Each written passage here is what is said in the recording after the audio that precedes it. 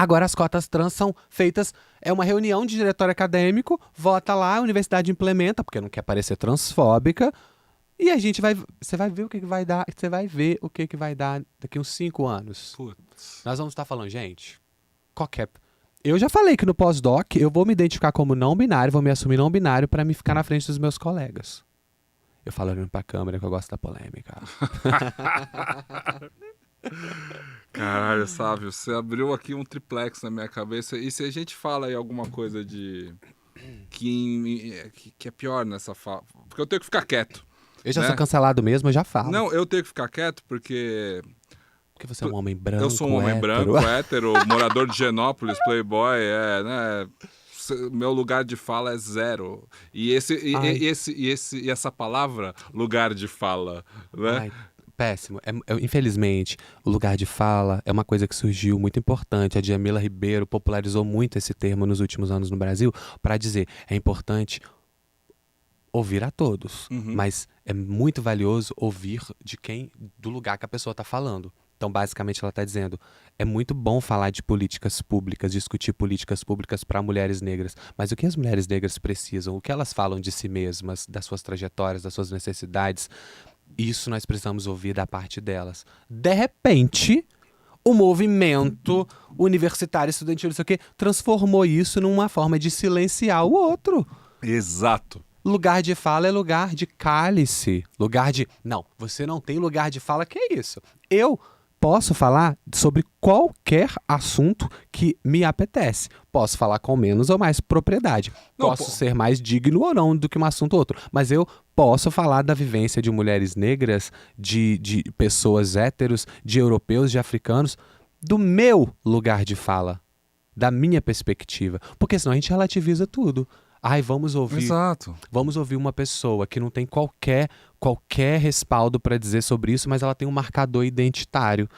E não vamos ouvir aquela pessoa que tem um amplo conhecimento, porque atestado e titulado, mas ela tem um marcador identitário. Ou seja, esse tipo de relativização é cínico e é burro.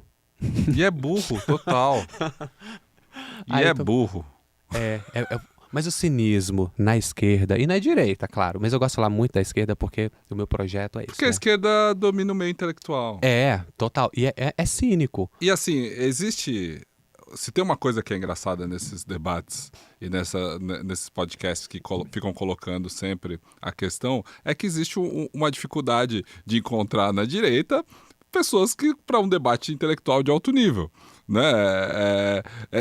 E a gente vê várias pessoas desses podcasts que recebem debates atestando isso e comentando porque a esquerda, de certa forma, aí eu, como alguém que me identifico como esquerda, posso estar soando um pouco petulante, mas que a esquerda domina a academia, porque quando você estuda bastante, você acaba entrando num caminho da esquerda, pelo menos do progressismo, ou dos ideais, que não são dessas esquerdas todas que você citou, clássicas, assim, mas que elas são, sim, um território de exclusão a qualquer ideia. Isso é o que o Pondé bate muito no livro dele, sempre, em tudo que ele propõe, né? Que Olavo de Carvalho já dizia de uma forma muito pior e muito perversa na nossa sociedade. Conspiratória, mas a semente que ele tinha ali... Mas ele tinha razão em alguma coisa. Ele tinha razão em alguma coisa. É isso que eu tô... Isso que a gente tem que ele tinha razão. O material sobre o qual ele estava falando era real. Era real, ele deturpou. Né? A leitura que ele faz é um pouco dramática demais, eu diria. Um pouco não. Ele é... Ainda mais no final da vida dele. Ele tem culpa no cartório, né? Exatamente. No final da vida dele ele tem muita culpa. Só que ali o início do trabalho dele tem um ponto de verdade ali, né? É o Jardim das Aflições, né? Enfim. Mas é meio que isso aí. Eu acho que o mundo despolarizar não tem a ver com evitar assuntos polêmicos e espinhosos. Despolarizar tem a ver justamente com abordar assuntos polêmicos e espinhosos com autenticidade. Tirando aquilo que é previsível. Ele é da USP, ele é doutorando em ciência política na USP, no melhor... já sei o que ele vai dizer sobre isso. Blá, blá, blá. Quando eu chego com uma nova forma, todo mundo para. Como assim? Ele é da USP, ele é doutorando. Ele é rico? Ele é de direita? Não, ele é pobre, nasceu na roça, pobre. Ele é financiado por algum partido. É o Jorge Soros, quem é? Entendeu? Tem que te dar alguma Alguma explicação que ele tá pra se você. comportando dessa forma. Então, tipo, essa autenticidade que tá faltando. E é justamente nesse aspecto que eu acredito a minha recente ascensão nas redes sociais, né? Por causa dessa autenticidade. De você pode esperar conciliação na minha fala. Claro. Porque o mundo é aqui. O mundo não é no campo das ideias, entendeu? Exato. Eu posso, se eu for nichado, falar só para um nicho toda a vida, eu vou construir uma comunidade imensa de pessoas, eu vou ter milhões de seguidores. Mas eu vou ser menos conhecido. Porque Jones Manuel tem 1 milhão de seguidores. Pergunta a minha mãe quem é Jones Manuel, ela nunca vai ter ouvido falar. Total. Agora, se você perguntar pra tia Joana, de 45 anos, professora de ensino médio em Alagoas, Maceió e Alagoas, quem é sábio, talvez ela vai conhecer. Ai, aquele menino, nossa, ele fala exatamente. Por quê? Eu fugi do óbvio. O Jones é o óbvio. Nossa, ele tá falando o que todo mundo fala, na esquerda radical, blá, blá, blá.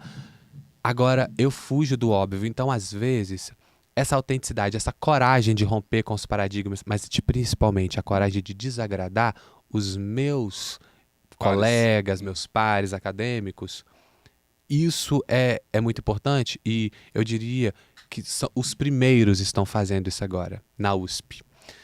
Eu vejo meus colegas na USP, na UFMG, na Unicamp, na Unirio, em todas as universidades, são pessoas que estão sendo dissidentes, sabe?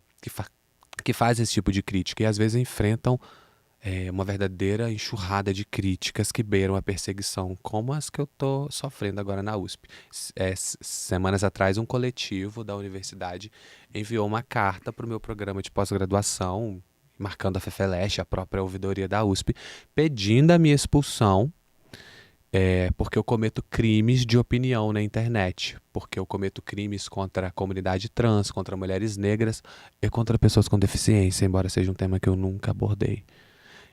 Então, assim, são pessoas realmente que não pode sair da tutela, não pode falar nada de diferente, não pode falar que sexo biológico é imutável, porque é transfobia. Não pode falar que o movimento negro pegou certos conceitos, como lugar de fala, como pacto narcísico da branquitude e outros termos, que virou uma paranoia. Se eu falo isso, é racismo. Então, esse tipo de entendimento sectário, terrível, é de uma militância burra, acrítica, completamente desconectada da vida real. E é importante que reforce que não te leva para a direita, não te leva para o neoliberalismo, não te leva, né? Muito pelo contrário, neoliberal são eles, é eles que querem essencializar as identidades e fetichizar os seus próprios corpos como mercadorias no capitalismo. Muito pelo contrário, neoliberal são eles. Nossa, como eu tô lacrante hoje, né? Se tem uma coisa que esse podcast não é, e acho que é por isso que eu tenho tão pouco sucesso nos algoritmos com ele, é lacrante. Por isso, agora você vai ter. Bote os meus cortes lacrantes que você vai ver. Mas eu não anseio isso, já passei dessa fase, mas que bom que você continue não lacrando, mas... Porque lacrar é o fim do diálogo. Mas quem sabe provocando, né? Lacrar eu disse a palavra lacrar, mas... Do contexto de internet. Do contexto de internet. Mas sim. É provocar mesmo a palavra. Provocador. É desestabilizar mesmo. E por isso que todo mundo fica tão chocado, sabe? Igual um exemplo tão recente. Ontem eu postei... Ontem, nem mais. Acho que foi ontem. Que eu postei um vídeo...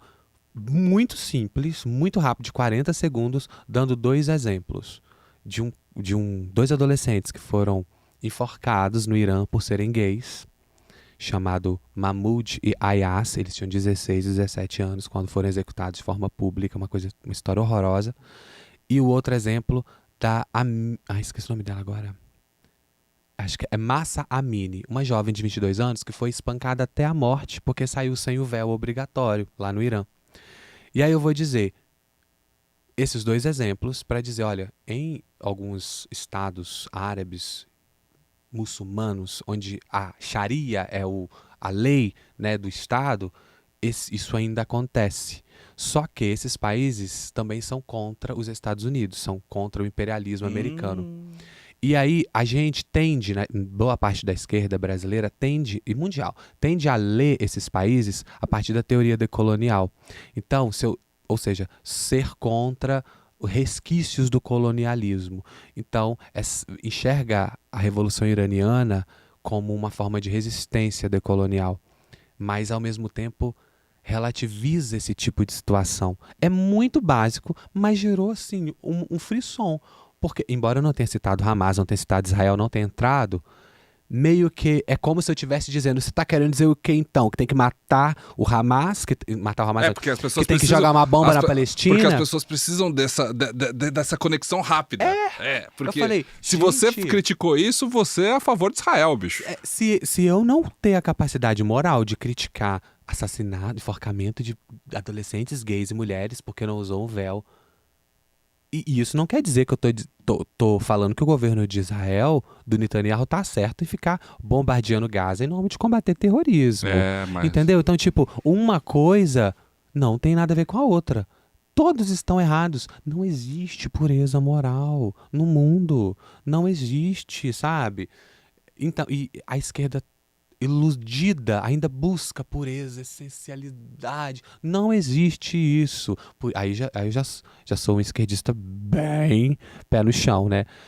Bem conservador aqueles, né? Bem conservador. Porque, gente, não existe pureza no mundo. Existe Não conciliação possível entre abrindo mão de algumas coisas. Existe negociação. Me transforma num esquerdista muito burocrático, muito weberiano. Para concluir, realmente. Existe conciliação, quem sabe? Convenção. De parte em que os dois lados cedem alguma coisa.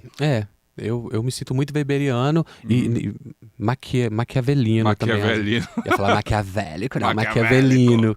No sentido de ler a sociedade. Então, eu sou um pós-marxista bem weberiano, bem maquiavelino. Ou seja... E um pouco arendiano também, porque eu acredito nas pontes. Arendiano, acredita nas pontes, acredita na despolarização, apesar de tudo que você falar é altamente polarizador. Mas você... Você vê como é... Mas você entende que... Claro.